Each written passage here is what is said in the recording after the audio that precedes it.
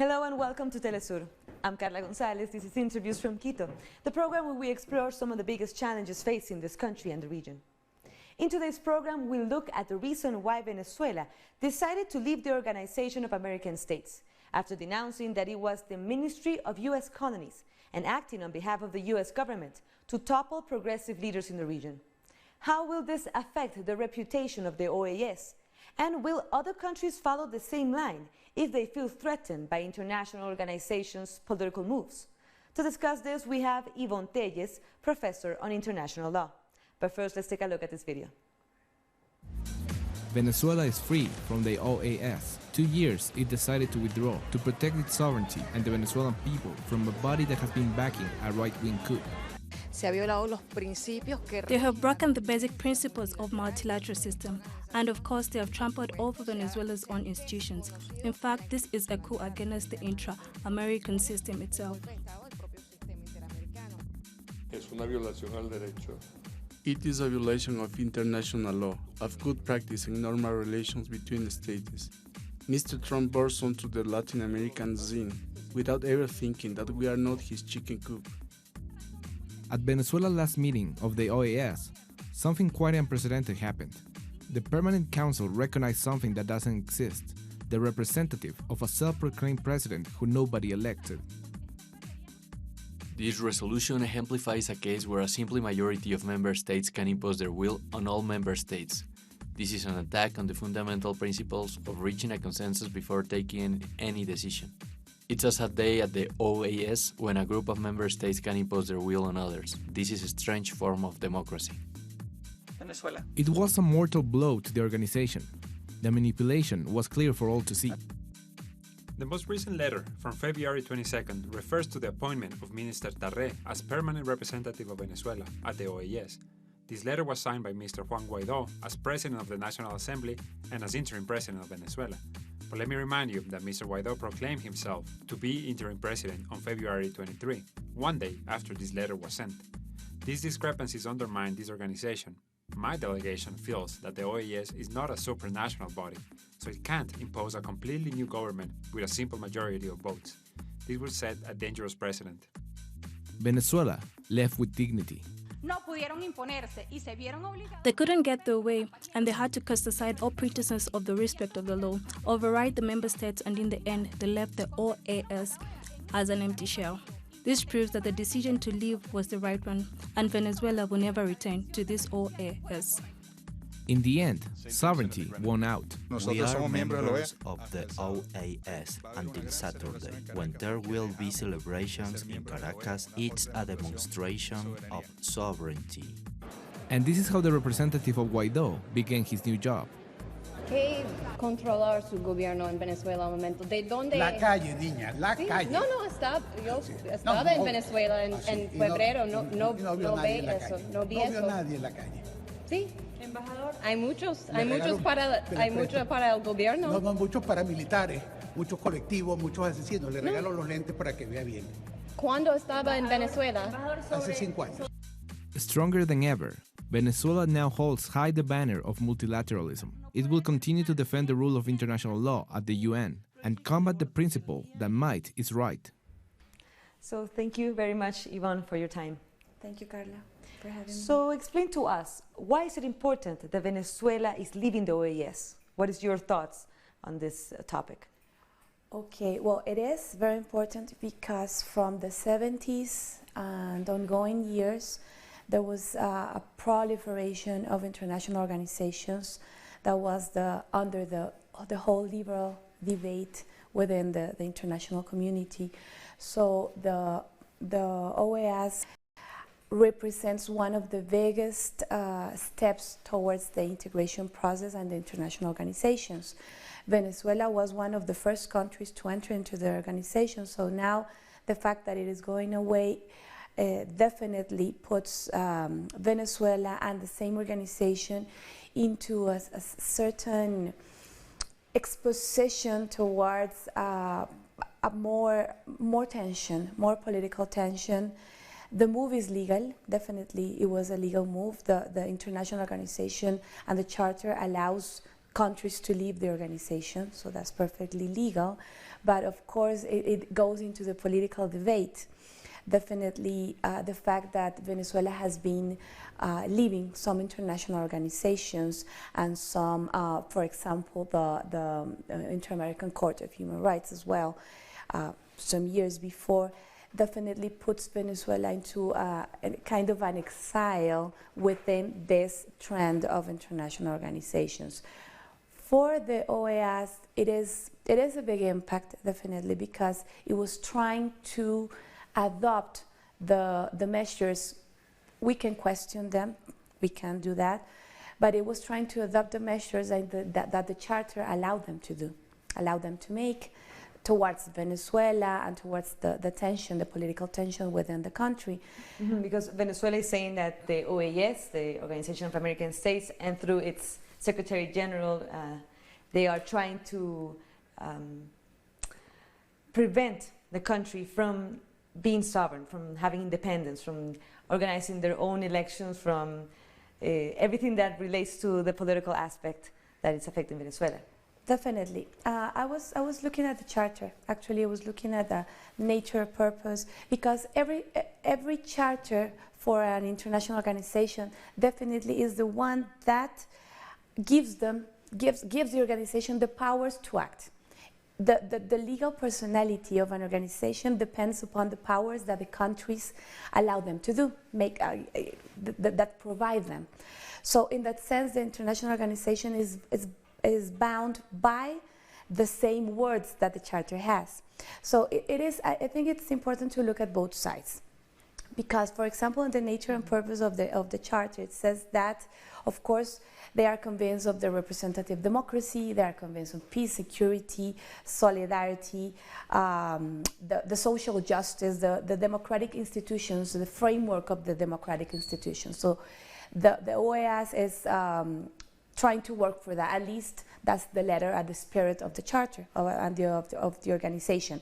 But definitely, it has a prohibition that comes from international law, and that it is the principle of non-intervention and the respect of sovereignty of states and their equality towards the law. Because the main thing that the OAS, through its Secretary General, wants is for the government of Venezuela to hold new elections. Yes. They've been having elections for the past 20 years since the Bolivarian Revolution started, and the OAS keeps saying that they do not trust these elections. Even though the Jimmy Carter Center that oversees elections in the region says that Venezuela's elections are the most fair and almost perfect elections, that no one can change the will of the people. Is that true? I mean, we have seen, as you said, both sides. Why would an organization say, for example, Ecuador, you should have elections now because we do not believe that your elections are fair?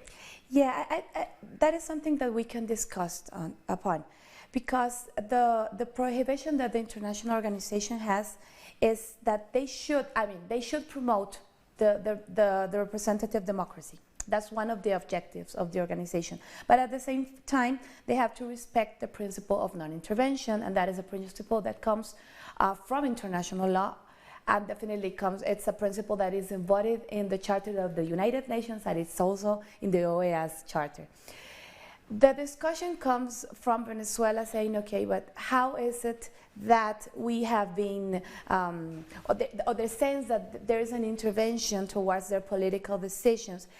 I do agree with that thesis in the sense that it seems like the organization is going a little bit beyond what they should do regarding how a country must conduct itself. But at the same time, the position that the country sometimes has taken, for example, not allowing some international organizations, not just Jimmy Carter, but other international organizations that have participated into other regular elections to come and have an opinion on, definitely leaves aside for the international community or the Latin American community to take this kind of opinions. It is, I think both sides have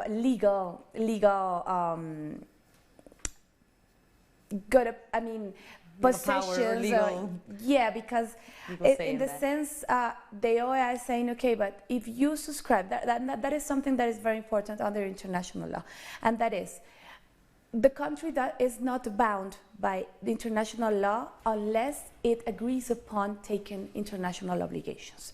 So first, there is no way international law can have an action, have an opinion or something on states unless they have agreed before to take that kind of obligations, that kind of duties.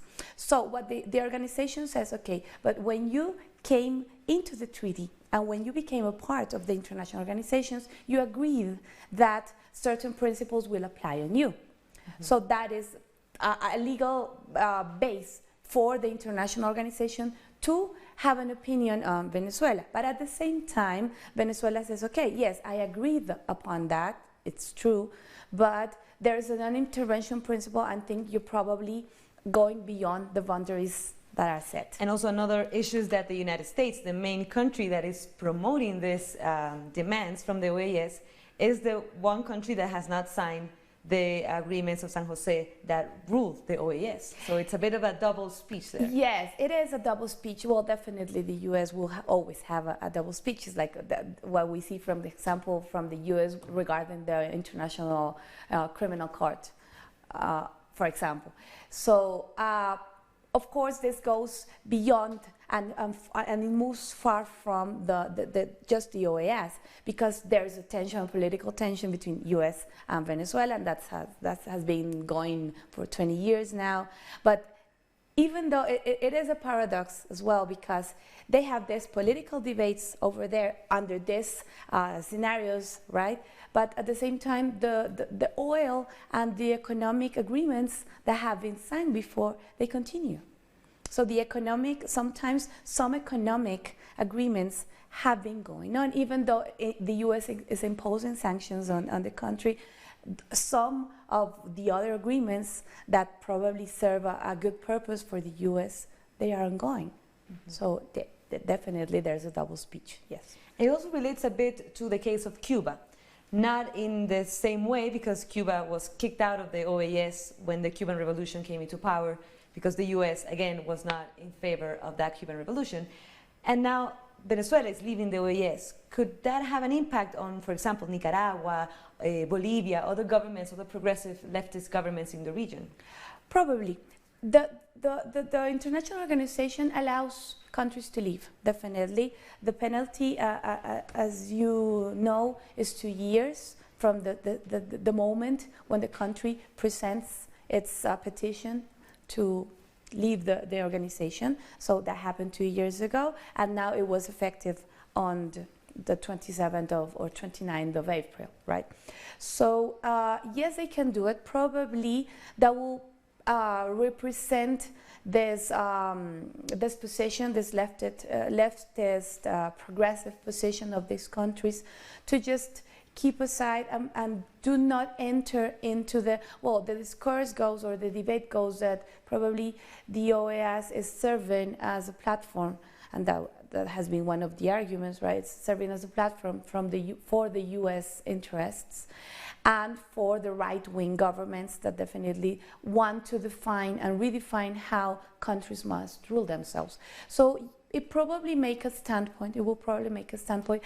I don't think, personally, it is the most effective way, or because, yes, definitely the continent itself the continent has to look for solidarity, for peace, for independence. So to have these tensions or these breaks, this big breaks within the relations among countries, probably will not end up very well. And now Venezuela is saying that the OAS has an obsession with its country. That have we ever seen such a direct attack by the OAS, saying to a country, we want regime change, we want to change the government, we don't want the president that you have now, and they have actually said that they won't recognize the unelected government. Yes. Has that ever happened? I don't know. I don't think we have seen such a pressure on our country, definitely. I don't think the OAS has that history. Regarding, for example, the Inter-American Democratic Charter, it's a piece adopted, and it belongs to the OAS Charter, for example. There was an application of this charter on Honduras in 2009, but the rest of the time it was applied upon Venezuela.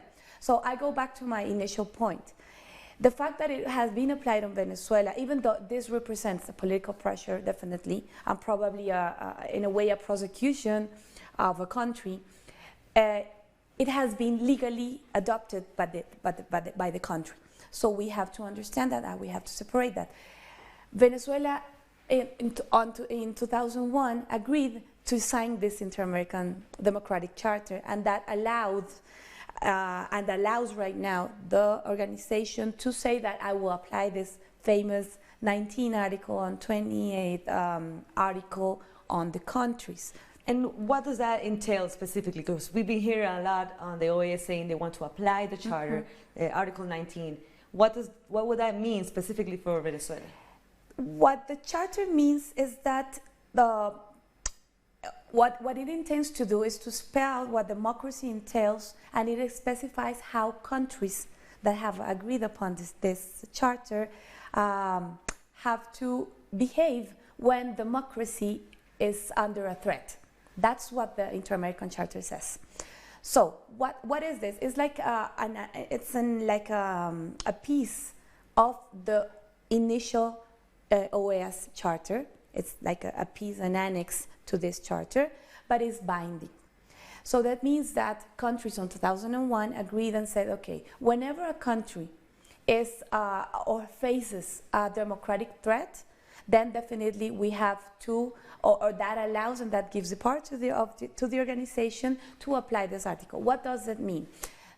In the end, what it means is that they can, I'm going to use this word, they can kick out a country and say, okay, definitely you are not following our democratic pathways. Or apply pressure. Yeah, so definitely it means that you can please be asked to leave the organization. So that is what the American Charter does. It doesn't mean, definitely, it doesn't mean entering into force or taking other kind of measures. No, it's just a political measure. So could have that been a strategy by the Venezuelan government to say, we're not going to be kicked out, we're going to be? Yeah, definitely, yes. I think that was what Venezuela, because it has been ongoing. So Venezuela was received this application of the American Charter on 2002, on 2014, on 2016. And in 2017, Venezuela said, okay, so I'm going to resign, and definitely I'm going to just get out of the organization. So it was a political move, a political strategy to move before the organization was trying to ask them to leave. Now the criticism also follows because throughout those years we saw a lot of democratic changes, or as we say, as regime changes in the region that were not completely democratic. We had Paraguay, a coup d'etat. We had in Brazil also a parliamentary coup to take away Dilma Rousseff from power. And the OAS did not try to apply a democratic charter, the charter of the OAS, to those countries. They did not ask Michel Temer to step out because he was not elected to be a president. And there was no proof against Dilma Rousseff. So why not with cases that are very important like Brazil, but they do it with Venezuela?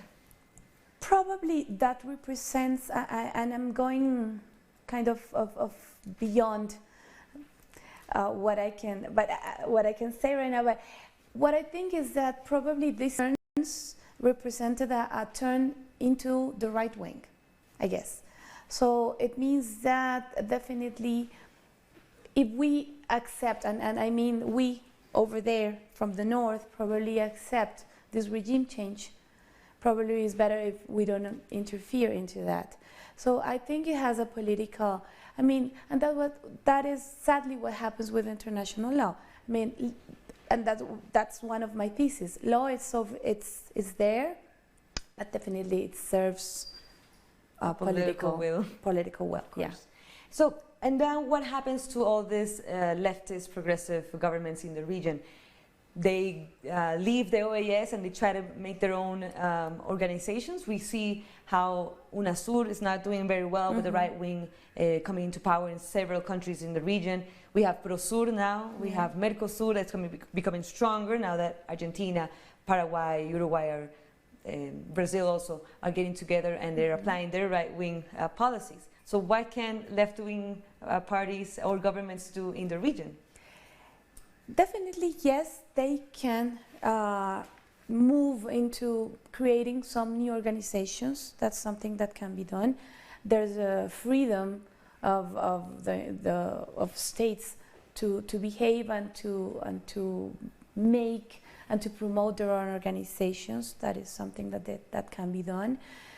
The international scenario doesn't change that much, because even though Venezuela was inside the organization, this political tension, it was not going anywhere. They were not, or the organization is, at least from my point of view, is not serving the purposes that it was intended to serve and what was intended to do.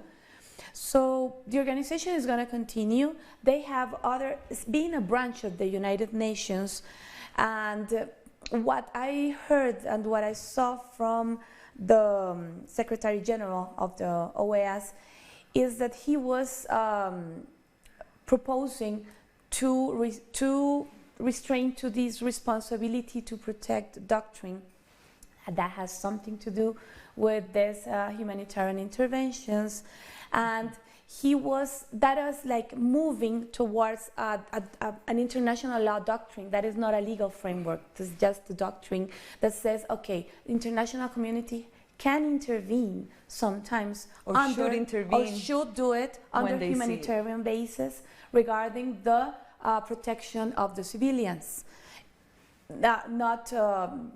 Nothing to do with the political sense. That is what the doctrine says. That is a doctrine that the U.S. has adopted, definitely, and that has been under the discourse for moving towards the Middle East, for example. Of course, and then Venezuela comes out and says, I'm here playing the devil's advocate. Now Venezuela is saying that why is it the OAS so interested in helping humanitarian aid towards Venezuela?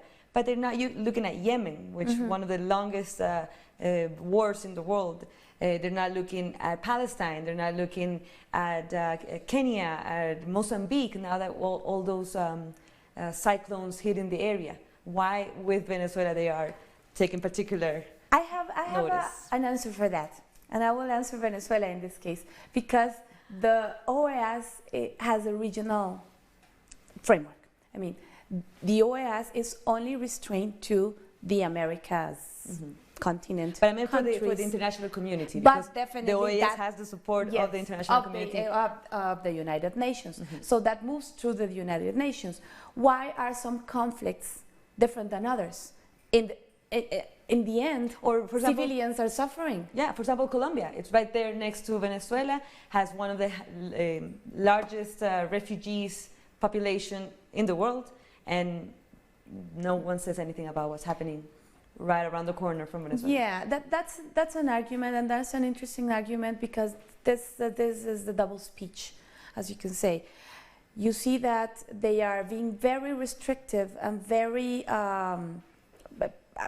presenting a lot of pressure towards some countries, but they are not doing it with some other countries. So that is a double speech. And how would that leave the OAS at the end? Would that make them stronger? We see that they keep trying to press on this charter on Venezuela and it's not working. Would that leave them stronger or weaker? Weaker. I think it will leave them weaker, because the legal standpoint that the organization has in order to act towards Venezuela is